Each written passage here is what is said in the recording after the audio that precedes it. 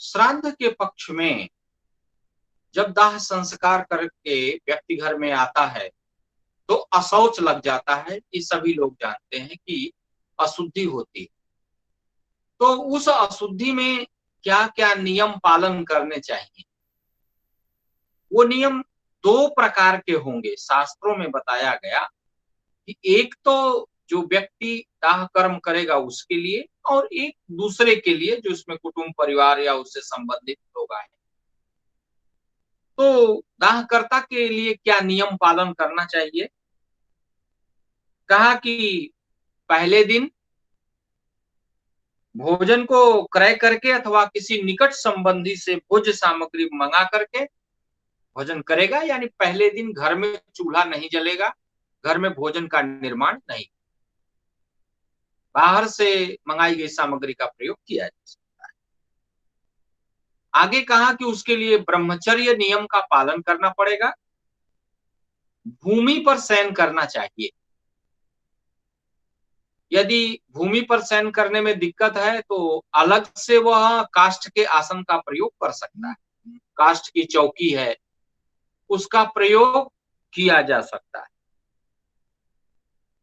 किसी को छूना नहीं चाहिए और अपने को भी किसी को छूने देना नहीं चाहिए, इसका प्रयास करना चाहिए। अगर मान लीजिए कि किसी से स्पर्श हो जाता है अनजाने में तो उसकी कोई दिक्कत नहीं है, लेकिन व्यक्ति को प्रायः यह प्रयास करना चाहिए न किसी को छूए और न किसी से छुआ। सूर्यास्त के पूर्व एक समय भोजन बनाकर ग्रहण करने का विधान दिया। भोजन में नमक रहित भोजन करने का विधान। मिट्टी के पात्र अथवा पत्तल में भोजन करना चाहिए। प्रथम दिन अथवा प्रथम 3 दिन तक उपवास या फलाहार करना चाहिए, ऐसा भी एक नियम है।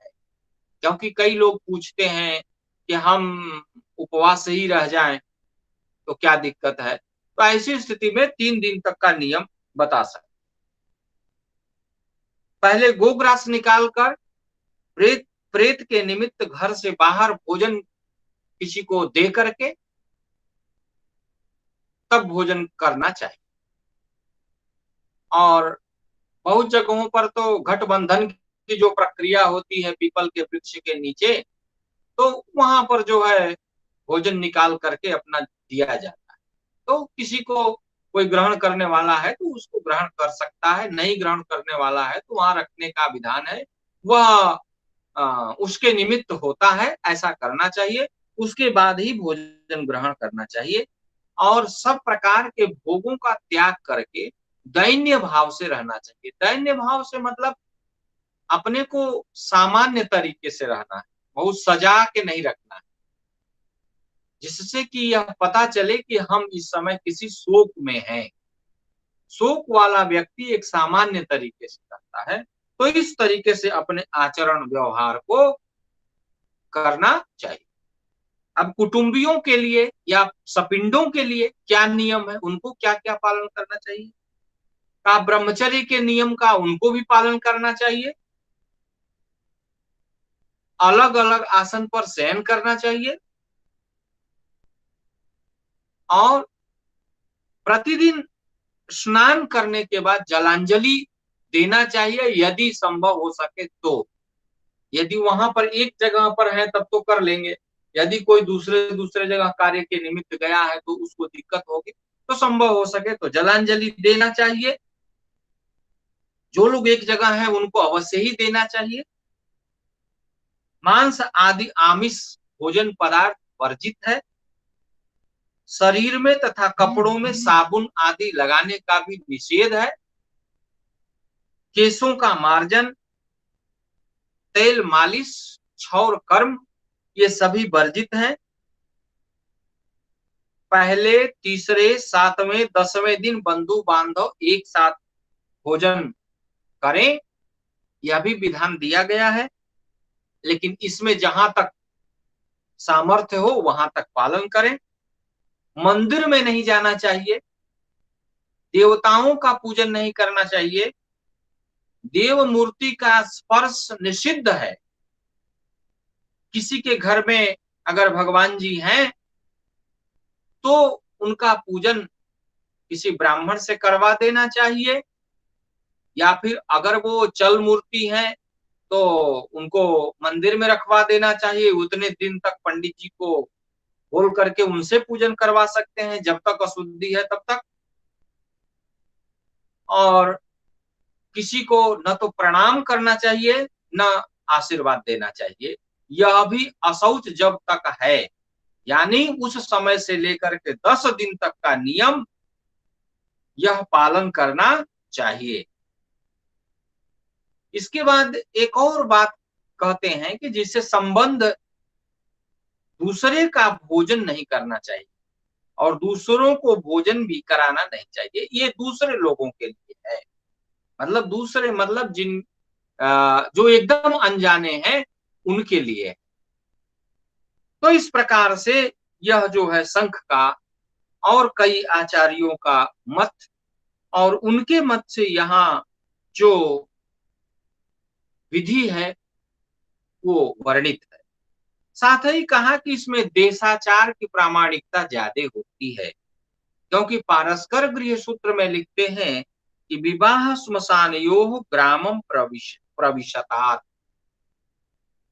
अर्थात शास्त्र की जहां स्पष्ट व्यवस्था नहीं व्यक्ति को दिखती हो, वहां वैकल्पिक व्यवस्था के आधार पर देशाचार की व्यवस्था का ग्रहण किया जा सकता है। यदि उस क्षेत्र की कोई अपनी परंपरा है, कोई आचार है, तो उस आचार का पालन करना चाहिए। अशौच में संध्या, दान, जप, होम, स्वाध्याय, पितृतर्पण, ब्राह्मण भोजन और व्रत, इतनी चीजें नहीं की जाती हैं, इनका निषेध है। और अशौच में जो संध्या की जाती है, उस संध्या का एक दूसरा ही रूप होता है। उसमें कहा कि अशौच की संध्या में प्राणायाम मंत्रहीन होता है, प्राणायाम मंत्र युक्त नहीं होता, मंत्र से हीन होता है। मार्जन मंत्रों का मानस उच्चारण करके मार्जन कर लेना चाहिए। गायत्री का सम्यक उच्चारण करके सूर्यार्घ देना चाहिए। इस प्रकार का कार्य जो है, कृत्य जो है, वो किया जा सकता है। आचार भूषण में भारद्वाज कहते हैं कि सूतके मृतके कुर्यात् प्राणायामम अमंत्रकम, अमंत्रक प्राणायाम करना चाहिए सूतक और मृतक। तथा मार्जन मंत्रास्तु, मार्जन मंत्र का प्रयोग करना चाहिए। संध्या में मार्जन मंत्र आता है। मनसोच्चार्य मार्जयेत्, मन में उच्चारण करके मार्जन करना चाहिए। बाहर वाणी द्वारा उच्चारण न हो, मन में ही उच्चारण हो। और गायत्री सम्यक उच्चार्य, गायत्री का उच्चारण करके सूर्य भगवान के लिए अर्घ प्रदान किया जाना चाहिए। इतनी चीजें की जा सकती हैं। इसका विधान आचार्य भूषण में प्रतिपादित करते हैं। 10 दिन तक प्रेत के कल्याण के लिए दक्षिणाभिमुख तिल के तेल का अखंड दीपक जलाने का विधान है, इसे जलाना चाहिए। और 10 गात्र के 10 पिंडों से शरीर का निर्माण होता है, इसको जानना चाहिए।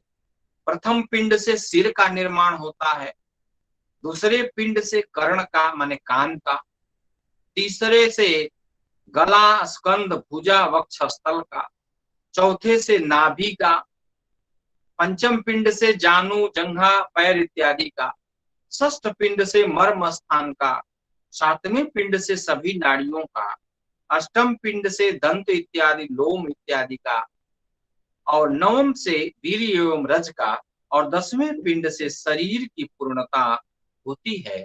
इसे श्राद्ध विवेक में दर्शाया गया है।